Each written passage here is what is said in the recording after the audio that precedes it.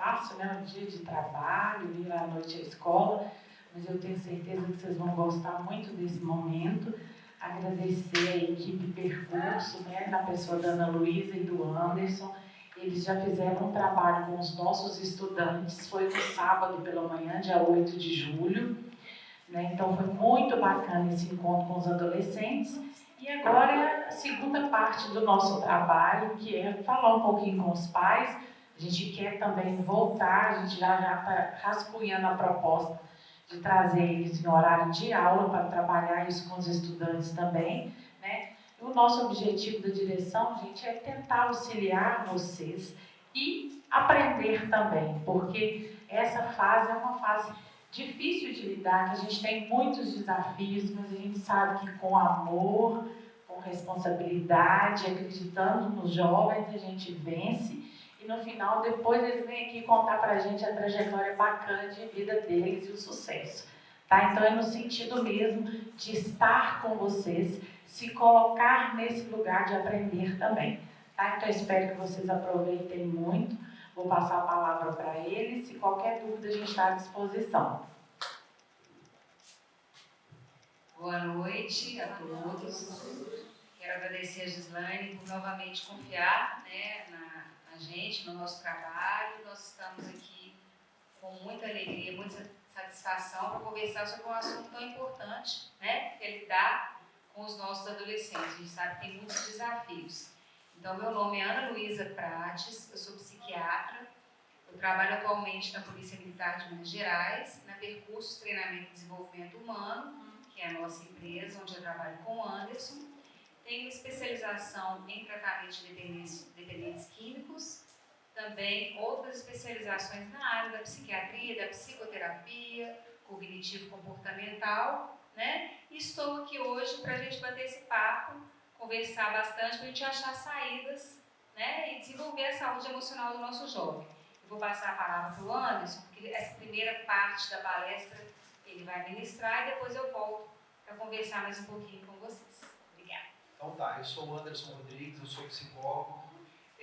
Primeiramente também agradecer, né, pela confiança da escola em depositar na gente, né, essa responsabilidade que é vir falar com vocês sobre um tema que sempre esteve aí. Eu e a Ana Luísa, nós somos casados, a gente tem 2 filhas, né? Uma de 12 anos e uma de 15 anos. Então, assim, a gente também está quebrando uma pedra em casa, né? Com essa questão de como lidar com os jovens. E eu trabalho, né, com psicologia mais ou menos desde o ano 2000 e sempre trabalhei com comportamento humano, né? Também tenho uma especialização em dependência química, então essa parte de comportamento humano, problemas familiares e tal, é a matéria-prima, né, do meu trabalho. Mas eu não sabia que era tão difícil ser pai, né, principalmente agora nessa fase que as nossas filhas estão, né, que é a adolescência. Então está sendo um desafio também para a gente, né? Vamos falar um pouco então sobre prevenção em saúde emocional, qual que é o nosso papel, né, nessa questão toda que está acontecendo aí. Bom, a Luísa já falou, né? Eu e ela somos uma equipe de psicólogo e psiquiatra loucamente apaixonada por pessoas, por saúde, por qualidade de vida, por comportamento, por emoções, né? E a nossa missão é contribuir, né, compartilhar experiências com as pessoas e contribuir com o desenvolvimento delas. É isso que a gente busca cada vez que a gente vai bater um papo, né, com as famílias, com os nossos pacientes, enfim, quando a gente vai dar um curso também. Então, o que a gente busca é isso, compartilhar a experiência. A gente não tem nenhuma pretensão de vir aqui dar uma aulinha para vocês. A gente vai fazer um bate-papo aqui, né, e trazendo um pouco dessa nossa vivência, tá? Bom, eu sou psicólogo, fiz um mestrado em qualidade de vida no trabalho, um tema que eu sou apaixonado, tenho uma especialização em dependência química ou injeção de pessoas e estou trabalhando em dispositivos. A gente também dá aula na faculdade, lá na Santa Casa, na pós-graduação, mas isso que eu estou falando para vocês, para mim, não é o mais importante. Bom, fazendo só uma introdução aqui, né? A adolescência, essa fase da vida sempre foi um desafio para as famílias, né? Só que o que tem, parece que dá uma chacoalhada na gente, é que algumas ferramentas que até então funcionavam, pararam de funcionar. O outro bate-papo que a gente teve aqui, eu trouxe o exemplo, né? Nossos pais, aqui todo mundo é contemporâneo, né? Eu tenho 47 anos, estou imaginando aqui que a gente é mais ou menos contemporâneo. Nossos pais olhavam para a gente sabia o que estava acontecendo, né? Hoje isso já não funciona mais. Mudou um pouco, né? Essa questão do diálogo, da hierarquia, né? E isso pegou a gente de uma certa forma desprevenido. E aí, no meio dessa história toda, veio uma pandemia que bagunçou a bicicletinha de todo mundo, né? Então, esse assunto, saúde emocional do jovem, está aí para a gente discutir. Nunca se falou tanto em depressão no jovem, nunca se falou tanto em ansiedade no jovem, a gente nunca falou tanto sobre o jovem estar se automutilando, né? A gente, uma palavra, né, uma situação que acontecia e que era muito longe, que era o suicídio, né? A gente escutava falar de suicídio, era assim, o vizinho do nosso tio era o irmão de não sei quem, era uma coisa longe, assim, distante, né?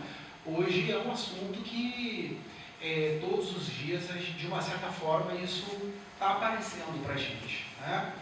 E então a gente está aí para exatamente drenar um pouco, né, do que está acontecendo, dialogar com as famílias, com as escolas, enfim, e que a gente possa pegar essa sementinha aí e jogar para dentro da nossa casa também, né? Quem aqui tem mais de 35 e menos de 50? Nós somos a geração do engole o choro, não é? A gente é a geração do engole o choro. E o que está acontecendo hoje? Minha geração, que é a geração do engole o choro, né? Não falava eu te amo, né? Não podia chorar, não podia expressar o sentimento, não podia expressar o que estava sentindo, o que estava pensando, qualquer emoção que estava passando no camarada naquela hora. E o que a gente escuta hoje? A mulher reclama que o cara não fala que ama ela, os filhos reclamam a mesma coisa, por quê? Porque a gente não foi ensinado, né, a expressar o nosso sentimento de uma forma adequada. E a gente está colhendo agora, né? Chegou a conta, com 10% do garçom ali, e a gente está tendo que lidar com essa situação hoje, né? Bom, então, primeira coisa, né, de novo, agradecer. A gente vai honrar o tempo de vocês, né? É um tempo precioso, é um tempo que a gente precisa cavocar na agenda para vir aqui. Todo mundo tem um montão de compromisso, mas a gente vai fazer de tudo para que seja uma noite bacana para a gente conversar sobre isso. Bom, quem esteve aqui da outra vez, eu falei para vocês que aquela primeira parte ali não era tão importante, que é o meu currículo. O meu currículo, na verdade, é esse aqui. É o meu histórico escolar. Tive 5 bombas depois da 6ª série, né? Eu tenho TDAH, não sei se vocês já ouviram falar sobre isso, com certeza já, né? Então, quando a gente vai falar sobre adolescência, eu fui o camarada que dei trabalho na escola, eu fui o camarada que dei trabalho onde eu morava, dei trabalho com a família, né? Mas, graças a Deus, conseguimos aí passar por essa fase e estamos aí hoje tentando ajudar as pessoas também a encontrar uma saída, certo? Então eu trago aqui, né, onde tem um vermelhinho aqui, é uma reprovação que eu tive. Consegui correr atrás do prejuízo, né? Estamos aí hoje ajudando a galera. Bom, eu gosto de usar muito exemplo, gosto de usar muita história, não gosto de ser muito técnico, muito teórico, né? Então, assim, o momento hoje é um momento de reflexão, é um momento de parada, né? Esse aqui é aquele símbolozinho lá, quem é da minha turma aí, sabe, o símbolozinho do pause, né, no videocassete, que a gente estava vendo um filme, parava o filme ali, né? Então, o que a gente está fazendo hoje é exatamente isso. A gente está dando uma parada no filme para a gente ver, entender o que está acontecendo, né? É um momento de provocação, né? Ver qual que é o nosso lugar aí, qual que é a nossa responsabilidade, né? E também ver o que dá para a gente pensar em termos de saída. Bom, qual que é a nossa situação hoje? Nossa situação hoje é tipo isso aqui, né? A gente tem aqui cenoura, óleo, farinha, manteiga, ovos e água. O que dá para fazer com isso aqui? Dá para fazer um bolo. Mas olha aqui, o bolo vai ficar bom a primeira vez que a gente for fazer? Se a gente seguir a receita, vai ficar bom? O bolo vai ficar bom quando a gente começar a repetir aquela receita até ele ficar bom. A outra coisa, aqui dá para fazer uma cenoura, só a cenoura, dá para a gente fazer só um omelete, né? Dá para a gente fazer outras coisas aqui. Necessariamente não quer dizer que a gente vai fazer um bolo. É isso que eu quero trazer para vocês aqui. O que vai servir para uma pessoa não vai servir para outra. E a gente fazer o negócio hoje não quer dizer que vai dar certo, né? Então, essa é a primeira questão que fica para a gente aqui, tá bom? A gente tem bons ingredientes, mas a gente precisa testar a nossa receita. O que reúne a gente aqui hoje, né, é a vontade de fazer alguma coisa. A gente está com sede de fazer alguma coisa, de ajudar, né, se ajudar. No meio da pandemia, mais ou menos, eu falei assim, Luiz, não é possível, o que a gente está passando, todas as famílias também estão passando, né? A gente precisa conversar com a galera, a gente precisa trocar uma ideia com nossos amigos, porque assim, as dificuldades eu acho que elas são parecidas, né? E o que a gente conversa é exatamente isso, o que a gente passa lá, outras famílias também passam, né? Só que está cada um dentro de um quadradinho, sem conversar direito, sem dialogar, né? Então, o que a gente está fazendo aqui é exatamente essa troca, né? Eu falo que eu não tenho compromisso nenhum com o acerto, vocês viram ali meu boletim, tomei 5 bombas, né? Então, assim, minha vida foi forjada em cima do erro, e eu não tenho vergonha nenhuma de errar, né? Só que o seguinte, hoje eu vou errar, amanhã eu vou errar, só que amanhã eu tenho que errar um pouco melhor do que eu errei hoje. Errar de novo, mas errar melhor, até a gente conseguir acertar. Tá? Então vamos falar sobre a questão da família, né? Tá?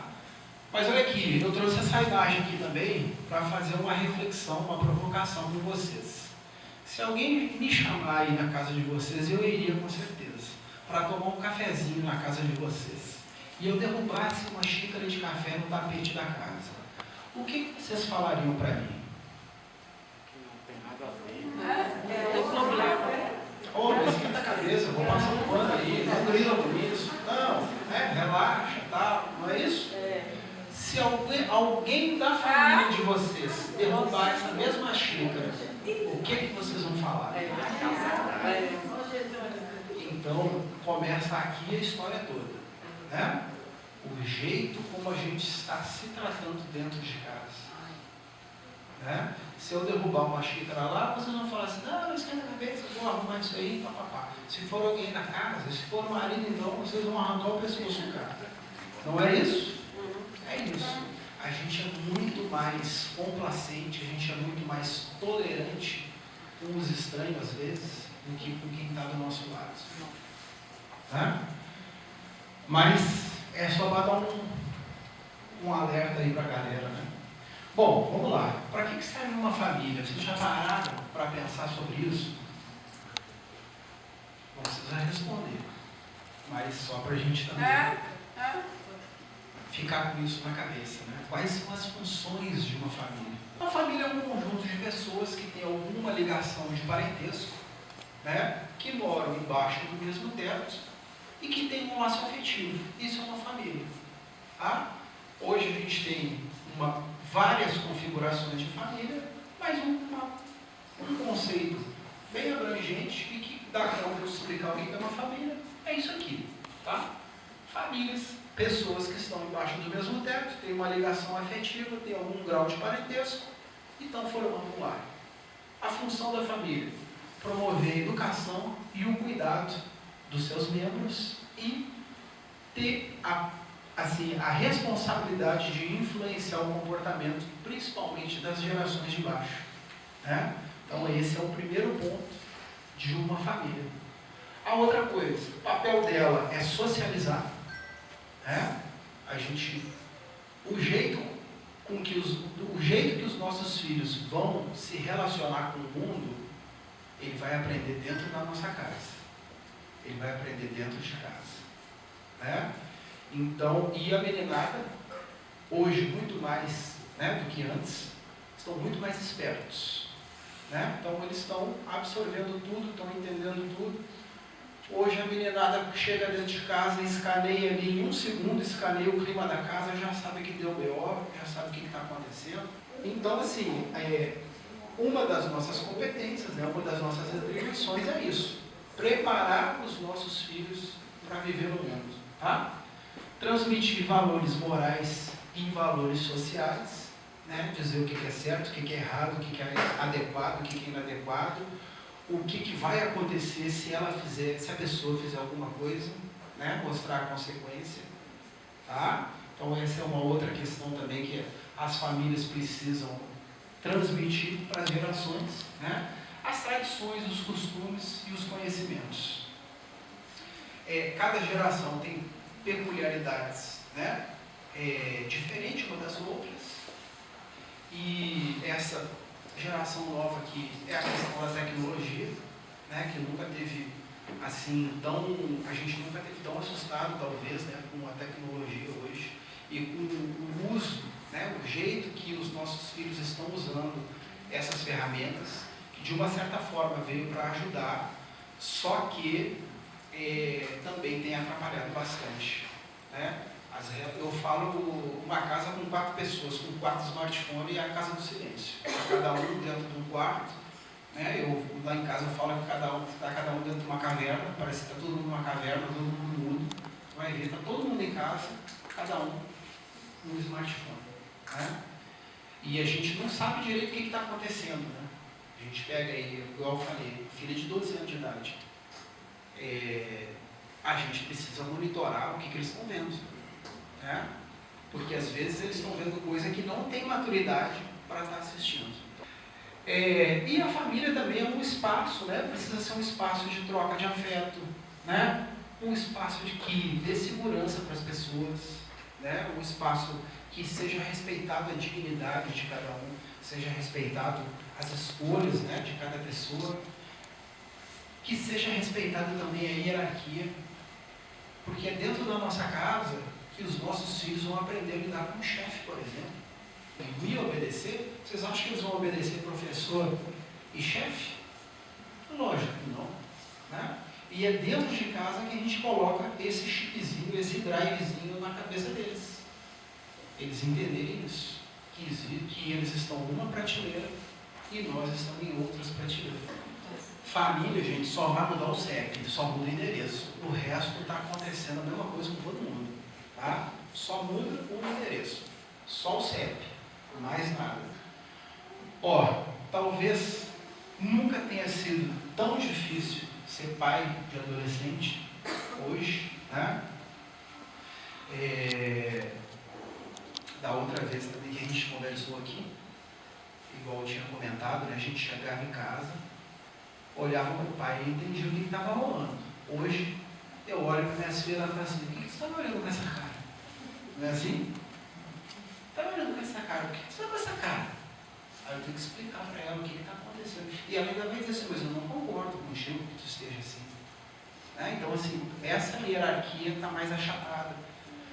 Eu vejo muitas coisas maravilhosas, né, nos jovens. Eu boto muita fé e muita esperança de que essa geração nova seja a geração que, tipo assim, vai transformar a parada toda, se ela estiver bem acompanhada. Porque essa geração nova, gente, é uma geração preocupada com coisas que a gente não estava. Meio ambiente, né? A gente jogava lixo para fora do ônibus, assim, na tora. A gente fumava dentro de ônibus, fumava dentro de sala de aula, fumava em faculdade. Não é? Essa geração é uma geração que está mais preocupada com os animais, né? A nossa geração ainda mata a mulher. A nossa geração ainda machuca gay. Por isso que eu acho que essa geração nova, se estiver bem acompanhada, vai conseguir mudar esse cenário todo. Né? E aí a gente fala, costumo dizer assim, né, que mas esses meninos estão assim, estão assados. Eu falei: gente, depois eu vou mostrar um slide para você. Eu falei: gente, ninguém parou numa nave espacial aqui e foi descendo adolescente aqui. Esses adolescentes estão dentro da nossa casa. Se eles estão dando trabalho, Eu acho que eles estão reproduzindo o que a gente está fazendo. Nada mais do que isso. Nossos filhos ligam a televisão e veem o que estava acontecendo, gente. E aí? É os meninos mesmo que estão dando trabalho? Então nós temos que pensar. A galera promoveu a maior quebração lá em Brasília. Vocês lembram disso? 8 de janeiro agora. Invadiram, quebraram o monumento, relógio, quebraram um montão de coisa. Tinha algum adolescente lá, gente? Não tinha nenhum. Então nós temos que falar assim, peraí, onde é que eu estou entrando na história toda? Porque eles estão aí, eles estão vendo. Né? A família é a base para o nosso desenvolvimento. A gente é uma fabriquinha. Família é uma fabriquinha. Nós estamos produzindo o que vai vir na frente. Então ela é a base para o desenvolvimento das pessoas. É na família que a gente vai aprender a se relacionar entre a família e fora dela.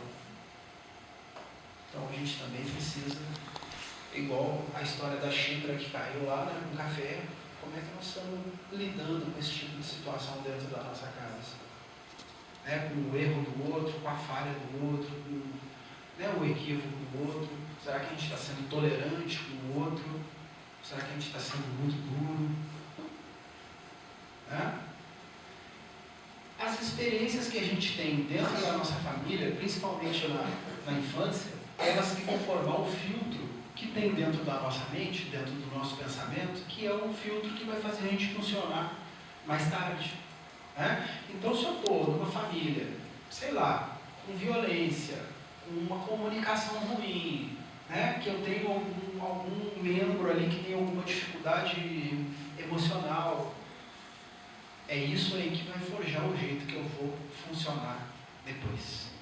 Então a gente precisa ter muito cuidado. É desse jeito que a gente vai formando as nossas crenças dentro da nossa mente, dentro do nosso pensamento. Quem é da minha geração sabe.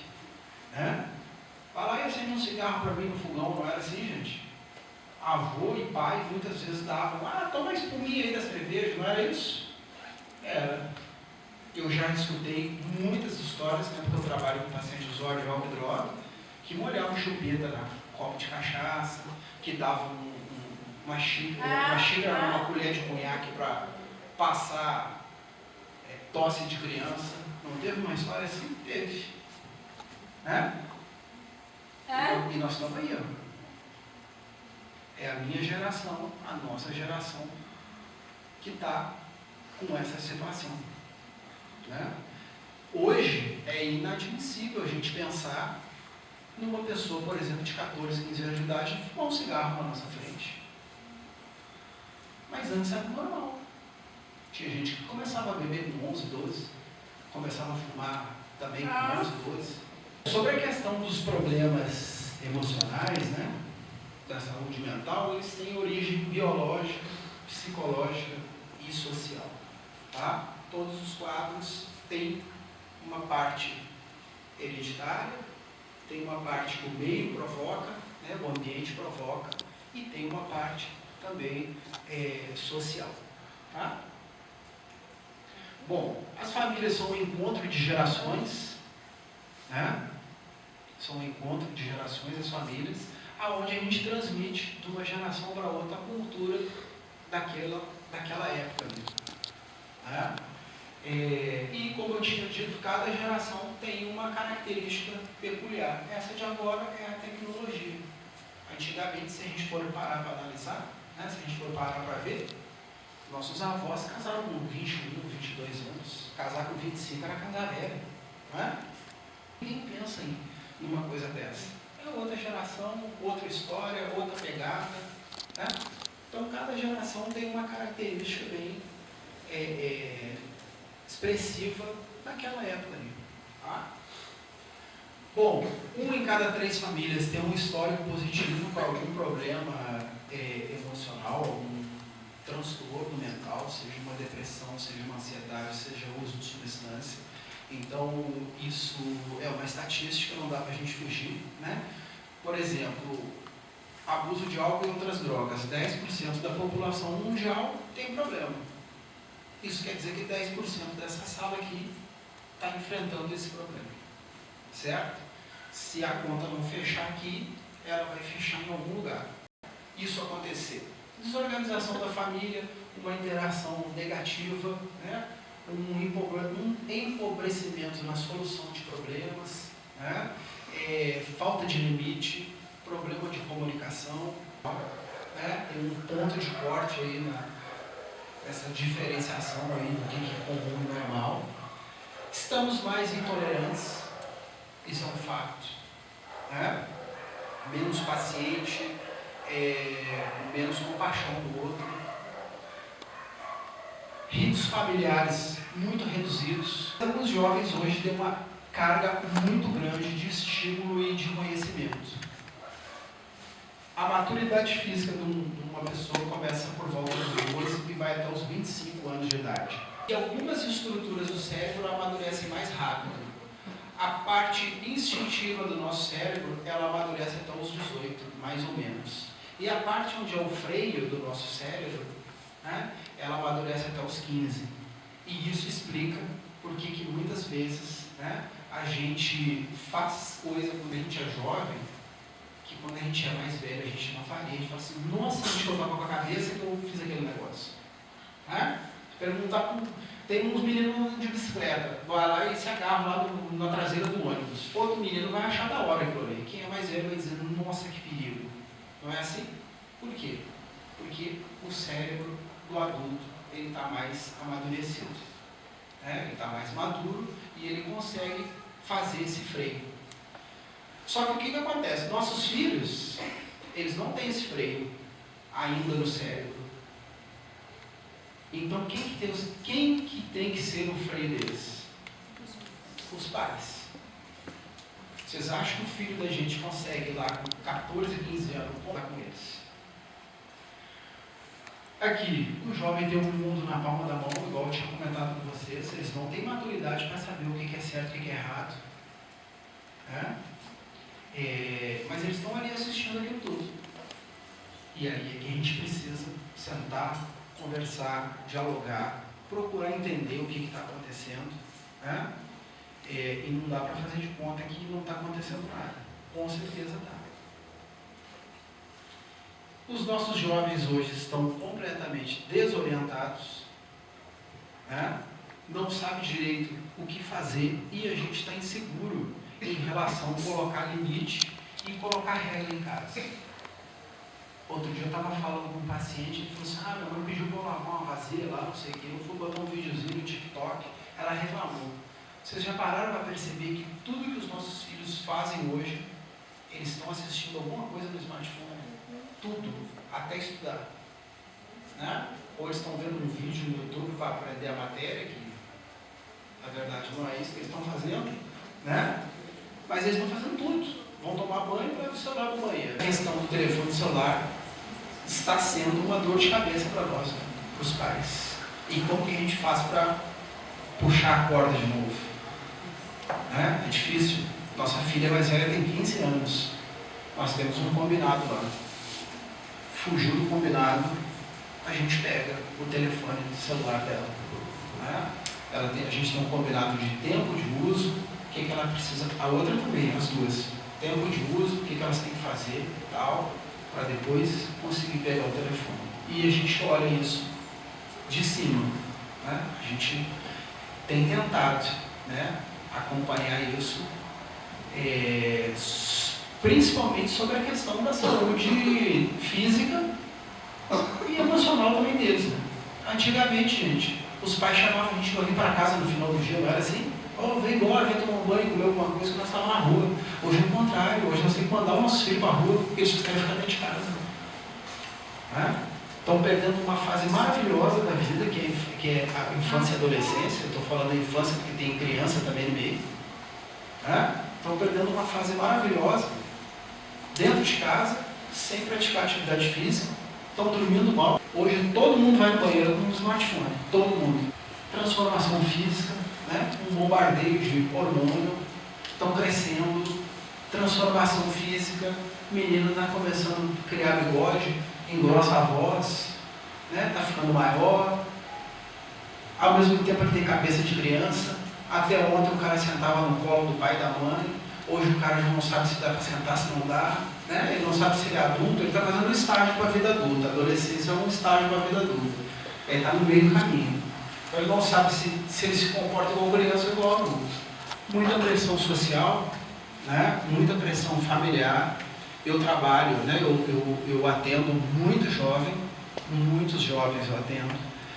E muitos jovens em situações, vamos dizer assim, financeira precária, né? Então, os jovens participam das despesas, né, do orçamento da casa. E ele fala assim, eu não posso ficar desempregado. Eu falo, putz, grila, bicho. O camarada tem 15, 16 anos e está carregando essa pressão, né? A vida é isso aí mesmo, né? Não tem jeito. Mas assim, será que ele está preparado para aguentar esse rojão? Né? Agora na pandemia piorou o negócio, né? Muita gente desempregada, muita gente teve que arranjar emprego, muita gente teve que se virar, né? E a meninada está aí no meio dessa sopa toda aí, né? E o que eu escuto lá é isso. Eu não sei, eu não posso ficar desempregado, eu não sei se eu faço Enem, eu procuro emprego. Então tem muita pressão também social, familiar, do próprio jovem, né? Esse turbilhão de coisa que está acontecendo com ele. E a gente precisa sentar e fazer contato com esse ETzinho e ver se a gente consegue uma comunicação com eles, né? Eles estão gritando, né? Todos os jovens estão gritando e a gente está fazendo de conta que não está escutando.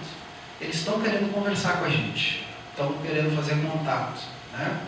A gente precisa abrir essa janela de oportunidade para conversar com eles. Olha aqui, alguns dados interessantes, né, sobre ansiedade e sobre depressão. Não sei se vocês já sabem, mas é bacana da gente falar. O Brasil hoje está em primeiro lugar no ranking mundial sobre ansiedade, tá? E está em quinto no ranking mundial sobre depressão. Os jovens, mais ou menos nessa mesma faixa. No final de 2022, essa faculdade aqui fez um estudo comparando esses dados entre os filhos e os pais. Separaram em dois grupos. Pais, né, de um lado, responderam uns questionários e os filhos responderam outro questionário. E o seguinte, ansiedade e depressão, os resultados são muito parecidos. Ou seja, o jovem também está adoecendo tanto quanto o adulto, tá?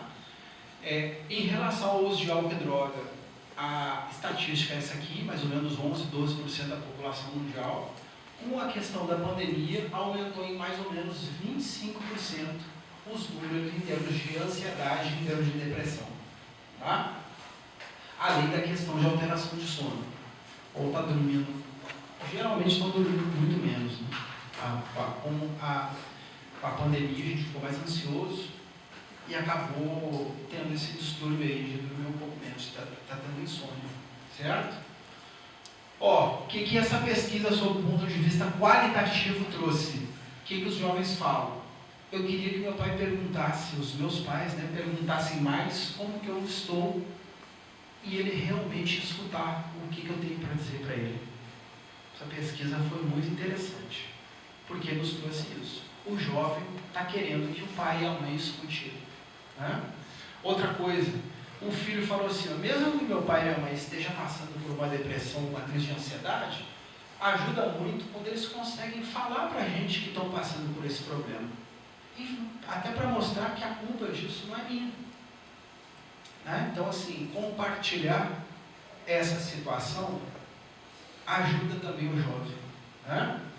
O jovem hoje está muito mais consciente, ele tem um vocabulário psicológico muito maior do que gerações anteriores, eles têm muito menos preconceito e muito menos estigma em relação à saúde emocional, à saúde mental. Para nós, falar em depressão é frescura, falar em ansiedade é da piti, é da xilique de pelanca, não é isso? E a gente nunca falou que estava triste, que estava angustiado, não é? Que estava tendo uma crise de pânico. Hoje a meninada já fala abertamente sobre isso. Fala mais, fala melhor. A nossa geração não expressava isso muito bem. E ainda a gente quer abafar o que o jovem está querendo falar. Né? Igual o choro. Então, eles estão muito mais conscientes disso, eles conseguem escanear melhor o que está acontecendo com eles, tá? Olha aqui, muito da raiva, da frustração e da tristeza que eles expressam é uma resposta válida ao que está acontecendo. Então, às vezes a gente acha que é frescura, não, é uma coisa genuína, é uma coisa válida o que está acontecendo com ele, né? Coisas difíceis na vida dele e também no mundo. Então, muito mais consciente, muito mais comprometido e incorporam causas com muito mais paixão. Por isso que eu falo para vocês que eu boto muita fé nessa geração nova.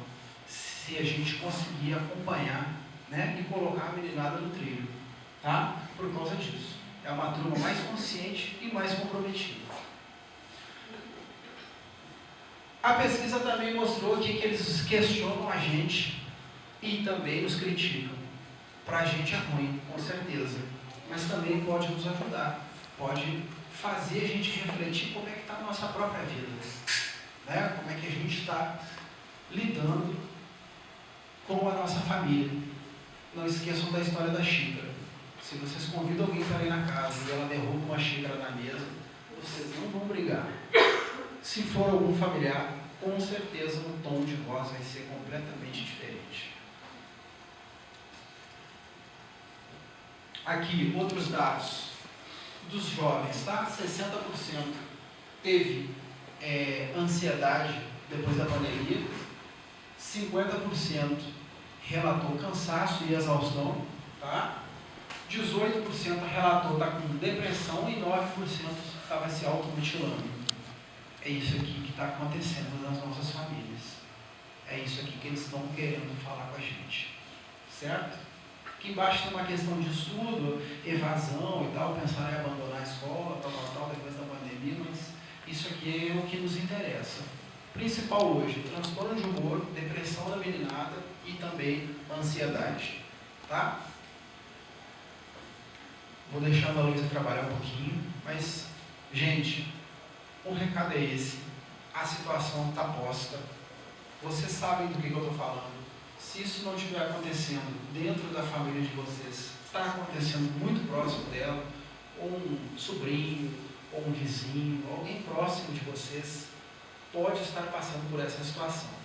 O nosso objetivo aqui é plantar uma semente para que essa pauta, para que a gente abra essa pauta, converse, né, abertamente sobre ela. E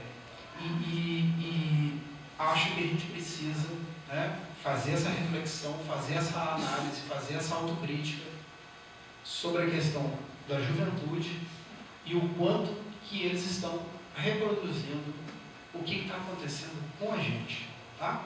Então, eu procuro sempre puxar também a responsabilidade para a gente. A escola tem um papel fundamental nessa história toda, né? Mas ela não trabalha sozinha. Quando a gente entrou na pandemia, nós vimos a importância dos educadores, a importância da escola na nossa vida. Antigamente, a gente falava, antigamente não, antes da pandemia, o professor está pegando no pé do meu filho. Quando a gente entrou na pandemia e ficou todo mundo dentro de casa, a gente viu que a culpa não era do professor. Né? A gente viu que a culpa não era do professor. Então, pandemia nos ajudou a enxergar a importância do educador, a importância da escola dentro da nossa sociedade.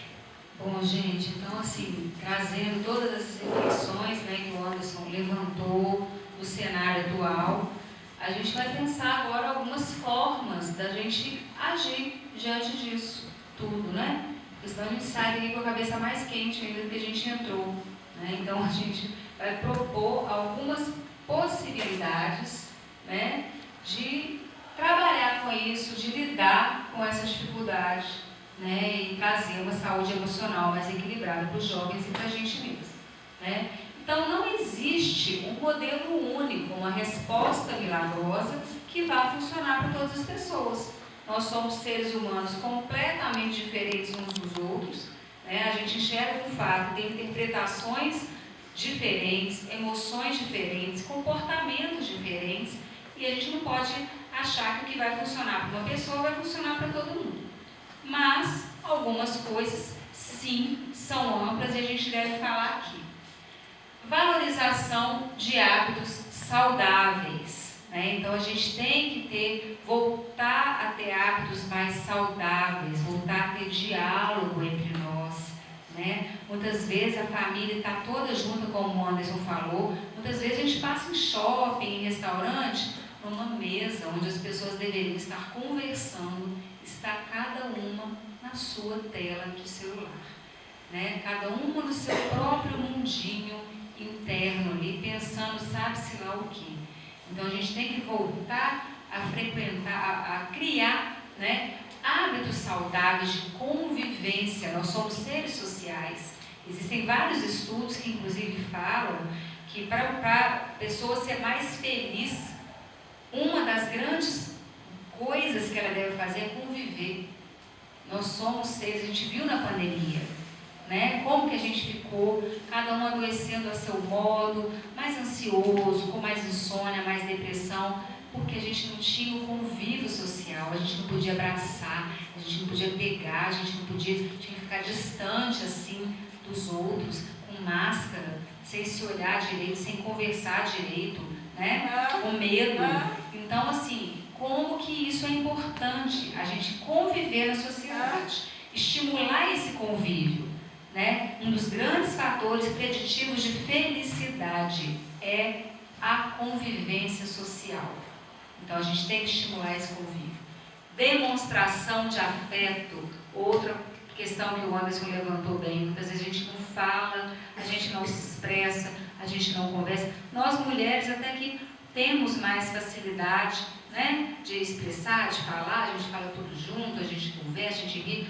Os homens têm um pouquinho mais de dificuldade de expressar, e como isso é importante, né? Como eu falei, nós somos seres humanos diferentes, eu só vou saber do que você está pensando se você me falar. Eu não tenho como saber. Se você ficar me olhando assim, eu não sei se você está pensando que está gostando daqui, não está gostando, se você está doido para acabar a aula, se não está. Eu não sei o que está rolando dentro da sua cabeça. Eu só vou saber se você me falar. E eu só vou realmente escutar se eu realmente te ouvir. Não adianta eu só escutar já preparando a minha resposta, né? Muitas vezes nas comunicações são assim, entre marido e mulher, entre pai e filho, a gente não escuta verdadeiramente, a gente não ouve verdadeiramente o que o outro está falando. A gente já está preparando a nossa própria resposta. Então a gente já está querendo dizer, a gente está querendo escutar do outro o que a gente está pensando. É como se a gente tivesse a verdade absoluta. E isso não pode ser assim. Cada um tem o seu sentimento, cada um interpreta de uma forma, mesmo que você ache, entre aspas, bobagem, aquilo faz sentido para outra pessoa. A gente tem que escutar, tem que demonstrar afeto, diálogo, como eu estou falando, é importante, valorizar a expressão da emoção do outro, sem falar, isso aí é mimimi, isso aí é bobagem, isso aí não. Gente, como assim? Você está desmerecendo o sentimento da outra pessoa?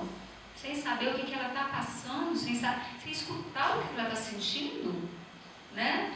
Isso é muita prepotência da gente, de achar que a gente que sabe as respostas, de que o outro não. Inclusive é uma coisa que a gente não deve falar para uma pessoa deprimida. Não, você não tem motivo para estar assim, né? Levanta, sacode a poeira, você tem tudo, né? Mimimi, esse é fraco. Gente, não é assim. Isso é um transtorno mental, um transtorno emocional, merece cuidado, merece tratamento, merece escuta, né? Merece cuidado, tá? Saber dizer sim e não, né? Muitas vezes a gente não sabe usar essa palavrinha mágica, não, tão pequenininha, tão poderosa, né? A gente sai falando sim para tudo e para todos, com medo de magoar o filho, com medo de magoar não sei quem, com medo do que o outro vai pensar. E a gente está tirando o limite, né? Tirando a responsabilidade do outro naquela escolha que ela fez, deixando tudo acontecer, deixando tudo muito solto. Não sei se vocês já ouviram falar na Filora, uma pediatra, que ela fala muito até nas igrejas e tudo, e ela fala que os filhos são como os rios, e nós, pais, somos a margem. A gente é que tem que definir para onde o rio está indo, senão ele inunda tudo. E o jovem é isso que nos falou, ele quer experimentar, ele é impulsivo, o cérebro dele ainda não evoluiu na questão do freio, e sim no instinto. Na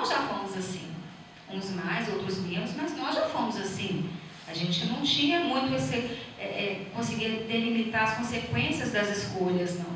Então, os pais são as margens do rio, são o limite, né? Para mostrar o caminho mesmo. Nós somos modelos, está escrito ali, né? A forma de lidar com as dificuldades nossas também vão influenciar os nossos jovens, né? Se a gente senta, se a gente conversa, se a gente esclarece o que aconteceu, se a gente delimita, olha, eu não gostei daquilo que você fez comigo, né? Eu não acho que eu merecia aquilo ali, eu gostaria que você tivesse feito de outra forma, me escutado, me entendido. Aí o outro fala o que aconteceu com ele, para a gente poder realmente respeitar cada um. Se a gente coloca esse exemplo para os jovens, eles vão aprender que é assim, a gente deve respeitar, né, cada um o sentimento do outro, né?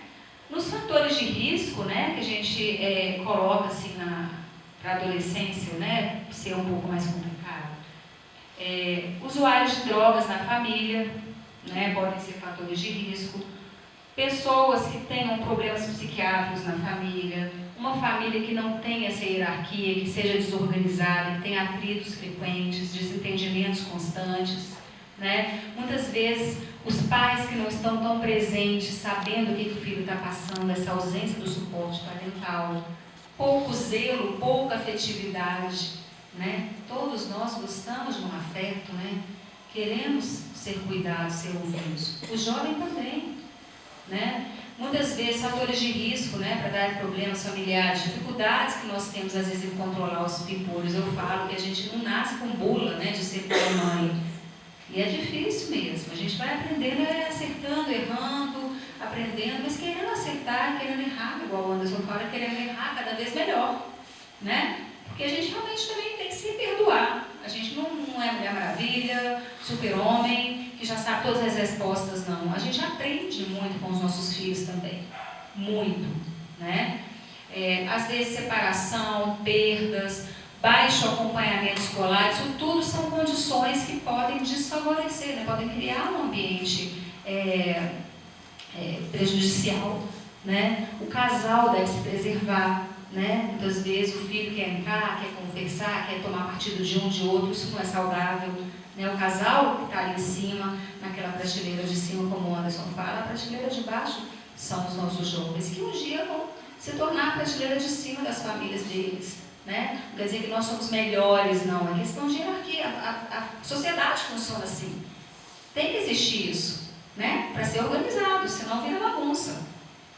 Fatores de proteção, né? Pais não usuários, fatores de proteção, uso de álcool, de drogas e tudo, né? A desorganização, pais não usuários, percepção atenta da necessidade dos filhos, diálogo, participação, uma família mais estabilizada, que se relaciona bem com a comunidade, como eu falei, que nós somos seres sociais, a gente precisa uns dos outros, né? Convive com pessoas não usuárias, pessoas que tenham, né, no ambiente familiar hábitos, rituais familiares constantes, né, frequentes, definição de regras, de limites, isso é muito importante, a palavrinha não está na hora, você não pode fazer isso agora, exigir o respeito, né, e dar também o respeito ao filho, né, eu mereço respeito e ele não, todos merecem respeito, né, dentro da família.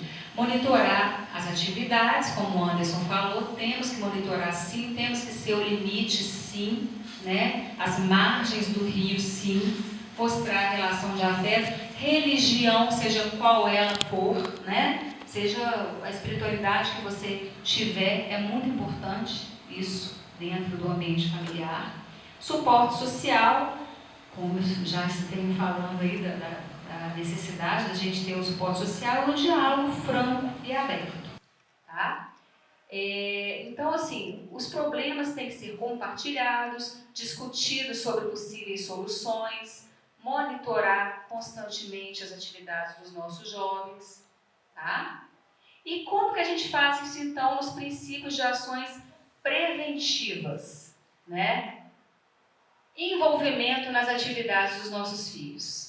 Nós precisamos estar ali, entendendo como é que está na escola, como é que está na faculdade, que dúvida que está tendo, que dificuldade que está apresentando com algum colega na matéria, que está acontecendo, não deixar solto assim, né? Não deixar cada um dentro do seu quartinho, no seu mundo. Entender, se envolver, ajustar as críticas, como o Anderson falou, sim, pontuar o que está certo e o que está errado, mas sem essa crítica excessiva. Você não presta, tá vendo? Você está sempre fazendo tudo errado. Quantas vezes eu vou te falar a mesma coisa? Nossa, você é burro. Gente, não vamos utilizar isso, porque isso vai ficando na cabeça da criança e do adolescente e ele vira uma crença forte na vida dele, de que ele vai achar que realmente ele não consegue fazer nada direito, que realmente ele não serve para nada, que realmente ele não consegue aprender, que, sabe? Não. Então, muitas vezes, eu já li isso também com Augusto Cury, que é um psiquiatra, que é escritor e tudo mais, ele fala, elogiar antes de criticar. Então, quando você elogia a criança ou adolescente, meu filho, você fez aquilo assim certo e tal, gostei, você é um cara bacana, mas eu só queria te falar uma coisa, assim, tenta melhorar isso aqui assim, assado, sabe? Então, você abriu uma janela primeiro de falar que ele tem um valor. Então, ele se focou naquilo lá. Mas ele precisa melhorar naquilo ali assim, ponto. Então, assim, ele vai te ouvir com uma tranquilidade maior do que o contrário. Se você criticar e depois elogiar. Você não faz nada direito, não sei o que, babá. Mas até que você é um filho legal. Tipo assim, você destruiu a pessoa e depois você veio passar a mão na cabeça. Aquilo ali nem entrou na cabeça do jovem. Então, elogiar antes de criticar, ajustar essas críticas. Promover sustentação emocional, estar ali como suporte, né? Eu falo como que é importante isso. Os meus pais sempre foram muito presentes na minha vida. Suportes emocionais muito importantes. Porto seguro para as minhas decisões, para as minhas dúvidas, para discutir, para conversar, para aconselhar.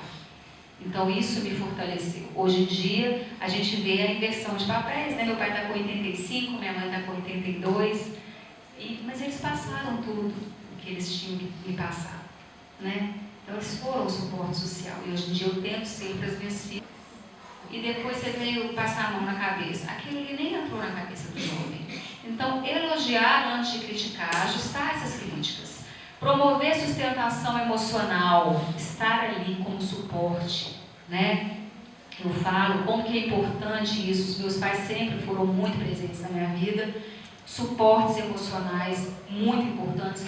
Porto seguro para as minhas decisões, para as minhas dúvidas, para discutir, para conversar, para aconselhar. Então, isso me fortaleceu. Hoje em dia, a gente vê a inversão de papéis, né? Meu pai está com 85, minha mãe está com 82, mas eles passaram tudo o que eles tinham que me passar, né? Então, eles foram o suporte social. E hoje em dia eu tento ser para as minhas filhas o que os meus pais foram para mim, né? Essa força, estar ali, participar, conversar, perguntar, né? Criticar às vezes sim, por que não, mas mostrar outro caminho, elogiar, abraçar, né? Ser suporte emocional e ter expectativas realistas também, né? Nós não podemos esperar que o adolescente, que o jovem faça uma coisa que você faria com a sua maturidade de hoje. Eu falo que vou fazer 50 anos daqui a 4 dias. Então, essa maturidade eu não troco mesmo pela jovialidade. Mesmo porque eu ainda acho que eu tenho 37. Então, tá bom. Mas, eu falo assim, essa maturidade que a gente tem hoje é muito boa. Só que a gente não pode exigir que o filho pense como a gente. Porque a gente também pensava assim. Isso vem com o tempo. Vem com o amadurecimento do cérebro. Isso é orgânico, é biológico, é social, tem que esperar. Então, as metas que a gente exige que eles façam não podem ser as suas metas, com o seu sarrafo lá em cima. Mas ter um acordo do que dá conta de fazer, do que pode fazer né, e elogiar a partir daquilo que conseguiu fazer também. Não vai conseguir, às vezes a gente até peca por isso, né? Você quer que o filho seja uma mini vocêzinha, só que vocêzinha já está com 50, a filha está com 15, com 12, como é que ela vai pensar como você pensa? Não tem como, né? Então é isso, estimular o compartilhamento das decisões, compartilhar, escutar, para ser um acordo, para ser uma conversa. Tem hierarquia? Tem hierarquia. Mas tem também, hoje em dia, não é só faça aquilo, cumpra-se, né? A gente pode conversar e definir, né? Claro, com a nossa, com o que a gente acha ali que é importante, mas compartilhar essas decisões também. Propor regras consistentes, limites claros, conversar, que o casal entre num acordo para não ficar um desautorizando o outro. Facilitar o acesso a esse tema, saúde emocional. Gente, o cérebro ele é um órgão como outro qualquer. Então ele pode adoecer, né? Então assim, se o coração tem algum problema, a gente corre para procurar o cardiologista. Se a gente fratura um dedinho, a gente vai para o ortopedista correndo. Se a gente tem um problema numa tosse que não melhora, a gente vai no pneumologista. Agora, quando a gente tem um problema emocional, a gente fala assim, não, eu resolvo sozinho, deixa pra lá. Né? Não vou precisar de psiquiatra, nem psicólogo, não, que você é médico de doido, é para quem não é fraco, não sabe. Não, o cérebro ele é um órgão, ele precisa de cuidado. Se ele não estiver bem, todo o resto não está. Né? Todo o resto não está, ele comanda tudo. Só que a gente não fala do coração assim, anda o coração, bate, anda, para de besteira aí, ó, vamos bater no mal. Não. Então por que com o cérebro a gente fala assim? Não, resolve logo isso aí, vamos parar com isso. Gente, não é assim. Não é assim, vamos tratar com cuidado, com atenção, igual a gente dá para os outros órgãos do corpo, vamos tratar aquele que nos comanda com o mesmo carinho, com a mesma atenção. Tá? E facilitar esse tema mesmo, saúde emocional, cada vez mais. Isso aqui é o retrato do que está acontecendo hoje em dia, infelizmente, né? O celular veio para ajudar em várias coisas, mas veio para atrapalhar milhões de outras coisas, né? Então, a mãe está aqui comprando uma bolsa para combinar, talvez, aqui com a pantufa dela, com tudo aqui assim, estampadinho. Está lá tomando seu café, enquanto a menina está aqui sozinha, brincando sozinha, né? Precisando de conversar, precisando de uma ajuda, precisando de um crescimento, e está lá afastada da mãe, né? O nosso retrato hoje é o que o Anderson falou, né? Crianças, gente, a gente tem uns amigos lá no nosso prédio que tem muitas crianças pequenininhas. E às vezes, para deixar a criança entretida e eles conversarem com a gente, coloca o celular. Fica todo mundo lá, quietinho. Tanto de criancinha ali, tudo no celular, brincando, jogando joguinho, cada um no seu mundinho. Isso me dá uma tristeza, né? Porque não era assim na nossa época, né? A gente até tinha tédio também de ficar no meio de adulto, mas a gente inventava alguma brincadeira, não era? Com as crianças mesmo, pegava uma caixa de sapato, fingia que era casinha de boneca, os meninos fingiam que era carrinho, corria, brincava de pega-pega, esconde-esconde. Não. Hoje em dia está todo mundo caladinho ali, ó, ninguém está travado. Mas está todo mundo no celular. Então, para comer, também, vendo desenho, vendo joguinho, para comer. Para ir no banheiro, né? A pessoa não solta o celular nem para ir no banheiro, né? Fazer suas necessidades básicas, está lá, o papel higiênico está ali do lado e o celular está na sua mão. Porque não pode deixar o celular. Porque já pensou, como é que eu fico aqui sem conexão? Está acontecendo tudo e eu estou aqui? Está desse jeito. E para dormir, mesma coisa, né? Está lá com aquela tela. Isso é péssimo, porque essa tela azul, essa luz azul, ela confunde o nosso cérebro. Ele acha que ainda está de dia. Então ele não produz melatonina, que é o hormônio que nós produzimos para dormir. Mas ele só é produzido de noite, com a luz, sem luz, né? Aí, o que a gente faz? A gente fica com o celular, dando esse estímulo da luz para o cérebro, que acha que ainda está de dia, e além de tudo, também, assim, com os assuntos, né? Que pula de uma tela para outra, pula de uma tela para outra, você fica ali entretido horas. Aí depois você vai para a farmácia e compra melatonina, que você mesmo produz. Aí você tem que tomar uma melatonina, você tem que tomar um remédio para dormir, sendo que o seu hábito é que está fazendo com que você não durma. Então as pessoas, elas querem a solução mágica de uma coisa, de uma escolha errada que elas mesmas fizeram. A verdade é essa, né?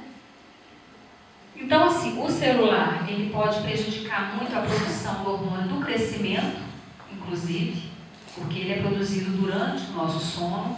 Se a gente não dorme adequadamente, a produção do hormônio do crescimento não acontece e a criança e o adolescente podem não crescer o que cresceriam. Prejuízo no sono, é o que eu estou falando, agitação noturna e insônia, né? Um sono agitado, um sono que não descansa, um sono que não é reparador. Depressão infantil tem acontecido muito, tá? Baixo rendimento cognitivo e na memória. As pessoas desaprenderam hábitos, por exemplo, como ler.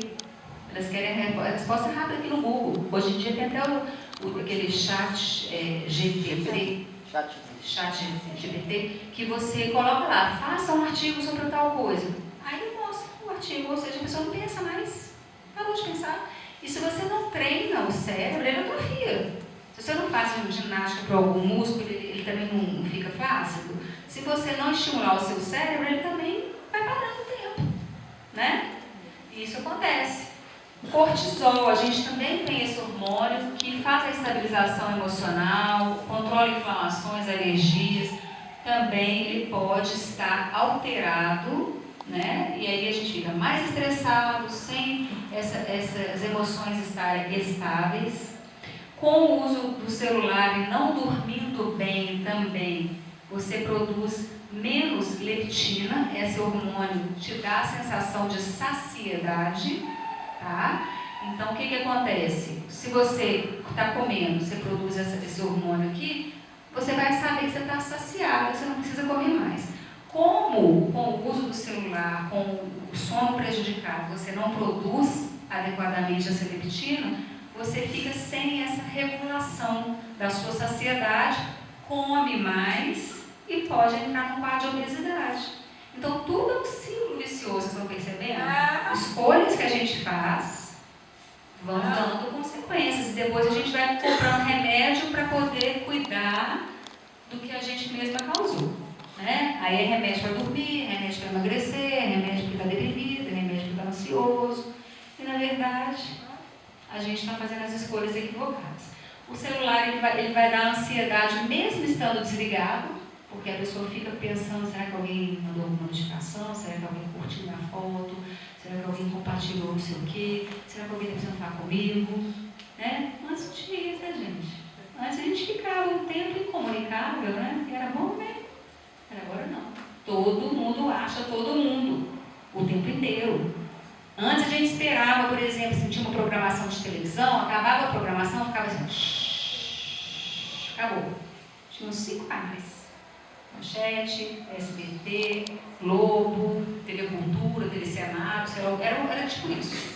Hoje em dia, a programação não acaba nunca. Você vê o que você quiser, na hora que você quiser, no seu celular, seu tablet, na sua televisão, o tempo todo. Você vê o que você quiser, na hora que você quiser. Você compra o seu tênis agora, você pode comprar o tênis agora. Amanhã ele chega na sua casa. Você não precisa esperar a loja abrir. Que loja, gente? Compra na internet. Que loja? Para que eu vou esperar? Eu quero falar com o médico? Não, agora são 8h20. Não, vou esperar amanhã, o consultório abrir. Não, vou mandar mensagem agora no WhatsApp. Eu fico chateada se ele visualizou e não respondeu. Então tá todo mundo desse jeito, gente. Não adianta não parar. Né? Aí eu ficava sem comunicação, aí eu tinha que comprar um ficho do orelhão, ia lá na fila do orelhão para ligar para minha mãe para avisar onde que eu estava. Hoje em dia não.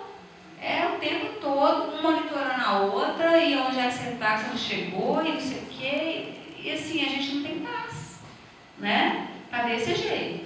E hoje em dia também a gente tem essa necessidade, esse excesso de prazer, né? Porque o celular, essas notificações, isso libera dopamina mesmo, sabe?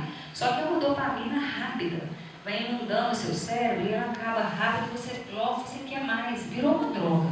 Na verdade é isso. A dependência tecnológica já é uma dependência catalogada, né? E a gente cada vez mais busca isso e não consegue ficar à toa.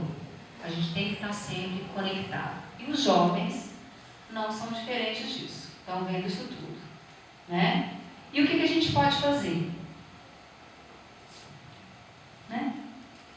E é um espaço esse aqui de escuta, de conversa, de reflexões, para a gente tentar modificar alguma coisa. Né? Então, a gente compartilhar, a gente dividir as responsabilidades, não achar que a culpa só é o jovem.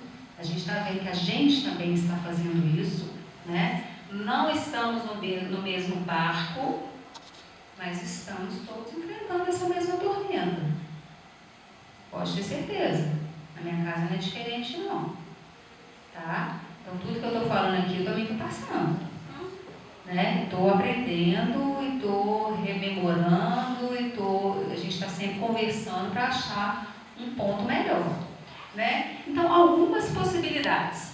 Fazer uma refeição por dia em família já melhora os sintomas depressivos, isso já saiu estudos sobre isso, sem eletrônicos, para que nós possamos conversar com os nossos filhos, sem uma tela no meio. Né? Então, uma refeição por dia esteja presente ali, sem o celular, ninguém com celular. Tempo de qualidade reservado aos filhos, ser ouvinte, eles estão sentindo a necessidade de serem ouvidos com afeto. Mesmo que você vá na padaria com ele, vai na padaria conversando, então, né? Vai conversando, pergunta como é que foi o dia, né? Escuta, faça alguma atividade com ele. Cuida, o negócio da unidade do tempo, gente, é que às vezes fica pensando que a gente tem que ter assim, uma viagem, um jantar especial. Não tem que ser nada espalhafatoso, não. Se você está aqui com a pessoa aqui, 20 minutos que seja, né? Se você vai visitar sua mãe, vai levar uma broa, um cafezinho, mesmo que seja 15 minutinhos, mas você esteve com ela, isso é tempo de qualidade. Não precisa ser uma grande coisa. A gente fica querendo tanto que a gente não faz nada. Então eu prefiro fazer pouco, mas fazer bem. Presente verdadeiramente onde você está. Cuidar do sono, né? A gente está falando aqui várias vezes. O déficit do sono, né? A deficiência do sono adequado, com uma baixa qualidade, é fortemente associada a problemas de saúde mental. Cultivar hábitos em família, juntos, né? Engajar os nossos jovens em atividades focadas neles mesmos, focadas em outras pessoas, né? Para aprender a sair do mundinho dele e enxergar a realidade do outro, isso é muito importante. Estimular um propósito de vida, com objetivos, com princípios, com metas realizáveis, como eu falei, né? Promover o autocuidado, né? Mostrar para o jovem, para a gente mesmo, que a gente tem que se cuidar, não só fisicamente, mas mentalmente, emocionalmente, na família, na sociedade. A gente tem que se cuidar, se ouvir melhor, se conhecer melhor, conhecer os nossos limites, conhecer que a gente tem falha, tentar melhorar, querer melhorar e ensinar para eles também a se conhecerem melhor e se aceitarem melhor também, né? Mesmo com as dificuldades e tudo mais, vamos ver o que tem, porque a gente não tem que ficar só pensando o que a gente não tem. O que faz a gente sofrer muito é isso às vezes, né? A gente fica muito focado nos nossos defeitos. Só que, como eu falei, cada um de nós é tão diferente, cada um tem um dom diferente, né? Então a gente pode focar nas qualidades que a gente tem e que o jovem tem também, que pode ser diferente do que você esperava que ele tivesse, mas às vezes ele tem um dom aí que você está, porque ele não é do jeitinho que você queria, né? O problema é, gente, as coisas são como elas são. O que faz a gente sofrer é que a gente quer que elas sejam diferentes. A gente imagina que sejam diferentes. Aí a gente sofre. Vamos ver as coisas como elas são e ver o que tem de bom nisso, né? E melhorar o que tem de bom. Ter uma rotina de exercícios físicos é fundamental. Fundamental, não é só para estética, não é só para atividade física, não é do corpo, para a mente também. Para longevidade, para qualidade futura. Se eu puder dar um exemplo, um conselho para vocês, façam atividade física.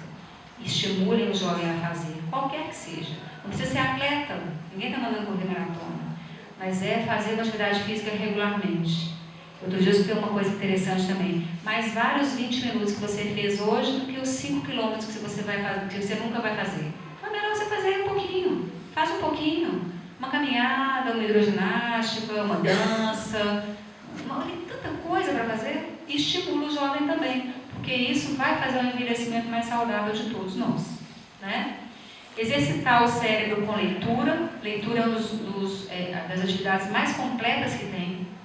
Ajuda a ter crítica, ajuda a se colocar no lugar do outro, aprender novas linguagens, aprender novas culturas, aprender novos pontos de vista, sair um pouquinho da realidade. As pessoas não, igual eu falei, ninguém quer ler mais, quer fazer um artigo pronto, procurar no Google.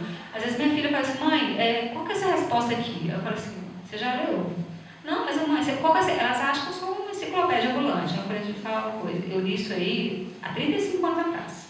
Então, eu preciso ler. Onde é que está isso? Não, me fala, não é possível que você não sabe. Eu falei, não, eu sei. Então eu vou pesquisar aqui no Google. Eu falei, gente, o que é isso? Quem não leu o negócio para poder entender, para poder depois fazer a resposta? Está tudo assim, todo mundo imediato.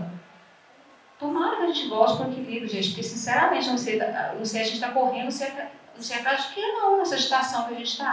Reservar um tempo para o contato com a família, como nós estamos falando aí o tempo todo, a importância do seio familiar, né? Ter um tempo para as pessoas que você gosta, conversar, dar risadas, abraçar. A gente sentiu tanta falta disso na pandemia, agora que a gente pode, vamos fazer com mais frequência, né? É um dos preditores da felicidade, convivência social. Façam isso. Tempo de qualidade com os amigos, com a família, com seus pais, com seus filhos. Façam isso com mais frequência. Vocês vão ser pessoas mais felizes. Vocês vão ter mais leveza. Fazer um nada, ninguém sabe fazer mais nada, né? Você está parado aqui? Não posso ficar parado, não. Tem que ficar vendo o celular, mexendo em alguma coisa e tal, o tempo todo, né? E o nada muitas vezes é importante para descansar a mente, né? Para estimular a criatividade. Ele é muito importante. Higiene do sono, já falamos. Não esquecer do contato com a natureza, que é importantíssimo também, que nos recarrega a energia. A gente bota o bendito celular para carregar, que a gente não deixa de ficar sem bateria. Mas a gente não recarrega a nossa. Todo mundo exausto, correndo atrás dos prejuízos. E a natureza faz isso, ela recarrega, né? A gente fica lá olhando, contemplando as coisas, é tão gostoso, né? Outro dia a gente viajou, eu vi o rio passando, eu falei, gente, tudo é calmo, né? O rio está lá passando, as folhas estão lá balançando, e a gente está agitado porque as coisas têm um fluxo natural. E nós somos da natureza, né? A gente está aí querendo fugir disso, mas a gente é também da natureza.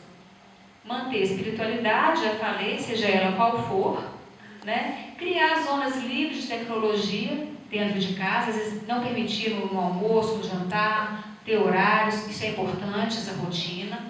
A vida offline também é boa, estimule seus filhos a fazer atividades ao ar livre, brincar, lembrar de brincar, de jogar bola, chegar suado em casa, né? Isso é bom, chega sujo, chega imundo, isso é ótimo, né? Curtir o ócio, igual eu falei, sem notificações, para melhorar a criatividade, desenvolvimento do cérebro, e dar o exemplo. Não adianta nada a gente falar de tudo e a gente fazer diferente, né? Aí as crianças e adolescentes vão imitar o comportamento que a gente está tendo. Né? Tem um slide anterior aqui, que é uma bolha sozinha. Que a mensagem final que eu quero deixar para vocês é que nós não sejamos essa bolha. Eu na minha bolha do meu conhecimento psiquiátrico, o Anderson na bolha do conhecimento psicológico, a Gislaine lá na questão da pedagogia, da coordenação, cada um na sua bolha de conhecimento e cada um sozinho. A minha proposta é que a gente seja espuma, que cada um junte um pouquinho dos seus saberes, das suas experiências, dos seus mundinhos internos, para melhorar o outro. Porque todos nós temos que crescer com a experiência do outro mesmo. Volto a falar. Vamos ser felizes, vamos ser seres sociais, convivência, estar junto da nossa família, que é o que verdadeiramente importa. Tá? Então, muito obrigada a vocês. Se alguém tiver alguma dúvida, estamos à disposição. Obrigada. Obrigada a todos, ao Anderson, à Ana Luísa. Se alguém tiver alguma pergunta, alguma sugestão também para a escola, tá, gente? Nós queremos trabalhar isso com os estudantes também durante as aulas. A gente está tecendo uma proposta aí, porque no sábado a gente não teve adesão grande dos estudantes, então nós estamos pensando aí numa forma de trazer os dois aí para um dia letivo comum. Alguém quer falar alguma coisa, quer perguntar?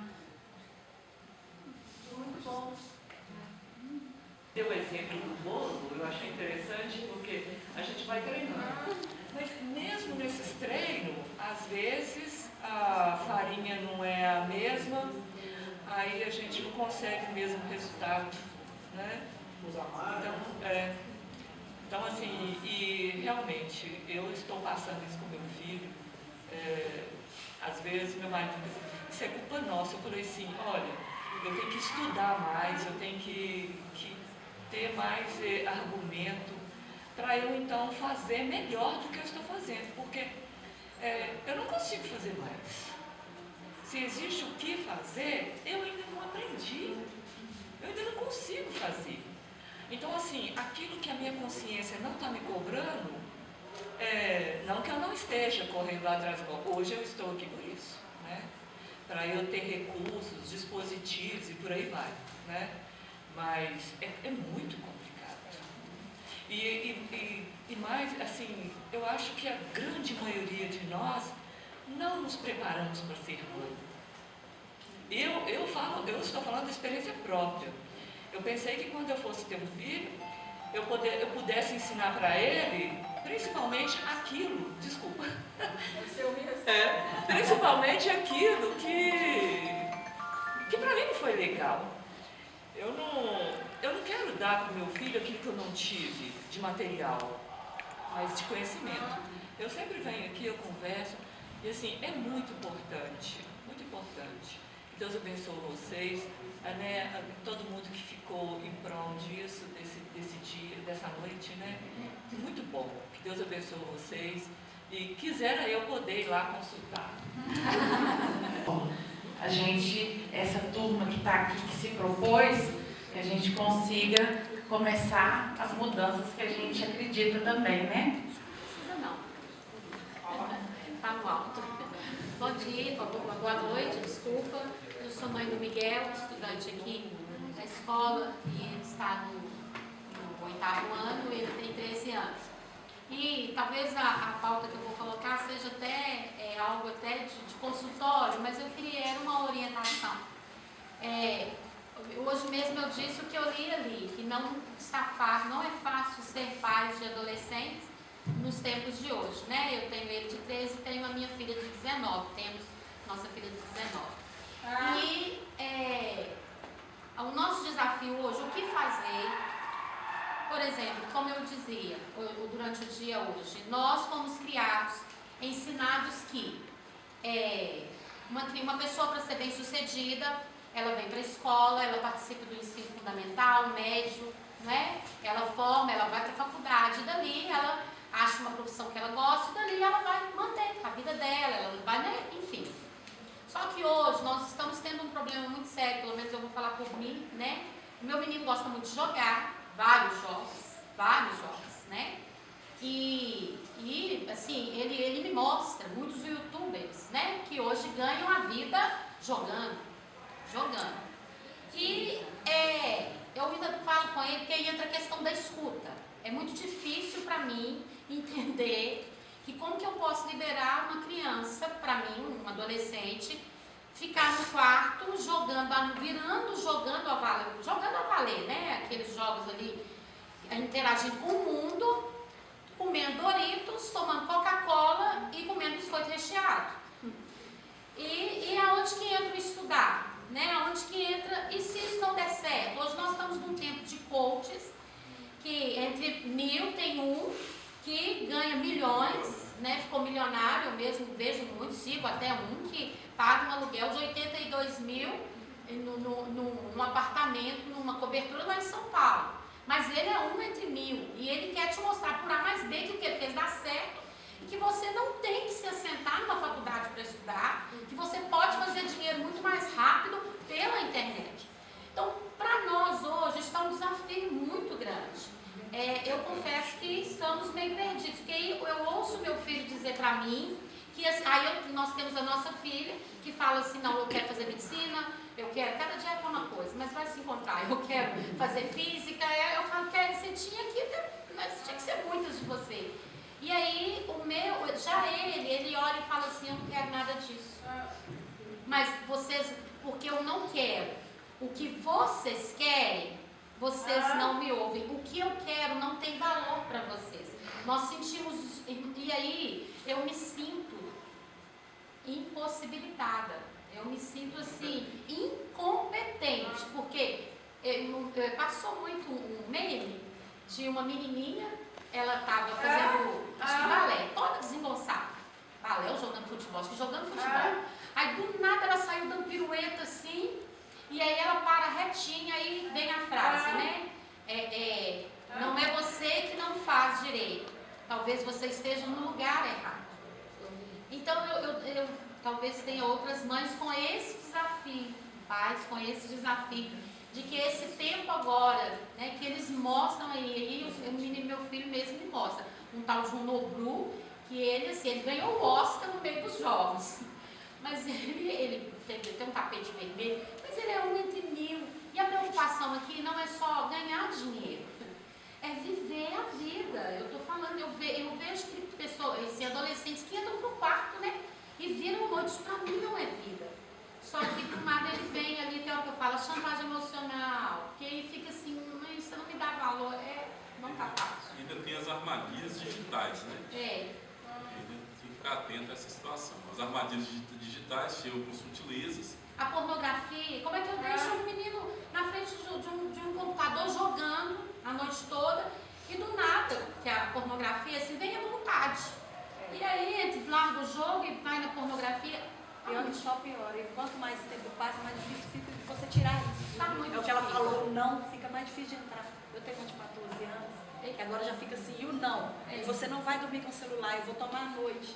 E já está acostumado com bate-papo à noite com o celular. Recentemente o Anderson deu exemplo de adultos, mas teve uma quadrilha desbaratada de adolescentes que estavam aliciando adolescentes pelas mídias sociais, levando essas crianças a cometer automutilação e cumprindo desafios que poderiam chegar ao extermínio. Assim, no mesmo computador que eles jogam, eles acessam a pornografia, eles são aliciados. E aí nos cobram dar valor aquilo que para eles ainda parece ser um caminho. E tem mais uma coisa, você mesmo disse, eles não têm maturidade. Então entra aquela questão, né, que vem lá igual esses desafios que tem também. Quantos adolescentes já morreram fazendo desafio? Esse assunto é igual o bronzeamento. A gente toma um sol hoje e fica bronzeado. Daqui 3 dias nós temos que tomar outro sol, né? Porque a gente já desbronzeou. Então esse assunto, ele precisa estar em looping aí toda hora dentro da nossa família, dentro da nossa casa, a gente ir conversando. Com relação à questão da gente errar, muitos de nós, talvez todos, né? A gente não erra por má fé. Nem de propósito. Né? A gente não erra de propósito, a gente não erra de má fé. A gente erra tentando acertar. Né? Talvez isso que nos deu um pouco de alívio, assim, um pouco de tranquilidade, de falar assim, eu errei querendo fazer o melhor. Né? Outra coisa, essa questão do limite, essa questão do não, é uma situação que a gente precisa construir com a meninada. Né? Chegar agora, uma pessoa, sei lá, com 15, 16 anos e começar a colocar limite, é um pouco mais desafiador. Né? Por quê? Porque senão ele tem que estar construído lá dentro da pessoa, desde lá de trás. Essa pessoa que não está nos obedecendo é o mesmo aluno que não está ficando dentro de sala de aula obedecendo o professor. Né? É o mesmo aluno, né? Essa narrativa, porque o que nós estamos falando aqui nesse negócio do jogo e ficar milionário? É uma narrativa nova também. É uma narrativa nova. Né? Que é fácil ficar milionário, que é fácil ser bem sucedido, né? É uma narrativa nova isso. E assim, a gente precisa desconfigurar isso, a gente precisa desconstruir na cabeça da meninada que isso é uma coisa simples. E essa meninada aqui também, ela está dentro dessa armadilha de que, associando felicidade e sucesso, que são coisas que não tem um link direto uma coisa com a outra. Dinheiro, né? Dinheiro com felicidade. A gente está pensando nessa... Tem um negócio na internet aí, vocês lembram disso aqui? Tinha que acordar às 5 horas da manhã, vocês não lembram disso? Todo mundo tinha que acordar às 5 da manhã? Tinha um negócio assim, que nas 5 da manhã tu acordava, aí tu tinha que escrever, tu tinha que tomar uma água gelada, tu tinha que fazer uma meditação, tu tinha que fazer um exercício físico, tu tinha que não sei o que, aí tu tomava um banho e ia trabalhar. E todo mundo entrou nessa onda, a galera entrou nessa onda. Tinha livros escritos sobre isso, o Clube das 5, famoso, o Milagre da Manhã, o Milagre não sei das quantas e tal. Né? Depois veio a onda de todo tempo tomar banho gelado. Vocês lembram disso? Todo tempo atrás, tomar banho gelado, porque ativa não sei o quê, e todo mundo. Nós somos adultos e a gente consegue botar um filtro e entender que isso é um produto. Existe uma indústria por trás dessa propaganda. Agora, alguém que tem 12 anos de idade consegue entender que não consegue. Não consegue. É por isso que a gente fala que o monitoramento dos filhos tem que ser constante. O Anderson, ele está no celular, ele está lá no computador a noite toda. Hoje a gente dá uma tomada aqui, ó. Ou desliga o disjuntor da casa. Alguma coisa tem que ser feita. A pessoa está pedindo um limite. Né? Vamos dizer assim, o jovem, ele está pedindo um limite. E ele está testando até quanto a gente consegue resistir a dar o limite para ele. Mas ele está pedindo um limite. Como é que eu vou fazer? Desliga o disjuntor da casa, tira da tomada, quebra o computador, faz qualquer coisa. Mas ele precisa entender que tem um comando ali na casa. Né? Ele está pedindo um socorrinho aí, ele precisa entender que alguém está comandando o negócio. Se ele é esperto o suficiente para achar que se fizer uma aposta ali ele pode ficar milionário, ele é esperto também para entender que isso não é uma verdade. Não é uma verdade. Né? A história dos coaches, que pouco tempo atrás era a maior onda que tinha. Entrava sexta-feira num hotel, saía na segunda, todo mundo dando grito, soco no ar. Não era um troço assim? Todo mundo se abraçando e se bobear, fala assim, vamos todo mundo se atirar aqui da janela. A galera ia, era tal de efeito manada, alguém falou aí. Aí chegava na segunda-feira, muita gente chegava em casa, dissolvia casamento, pedia demissão do trabalho, porque agora ele via que ele não era foda. Ele continuava sendo a mesma merda que ele era antes de começar a fazer o negócio. Porque o comportamento, gente, a gente não muda o comportamento assim, de uma sexta até uma segunda. É difícil. É muito difícil. É um negócio construído. Com relação à tua menina, eu tenho 47 anos de idade, eu não sei o que eu vou fazer o ano que vem. Então não esquenta a cabeça que ela não sabe o que vai fazer.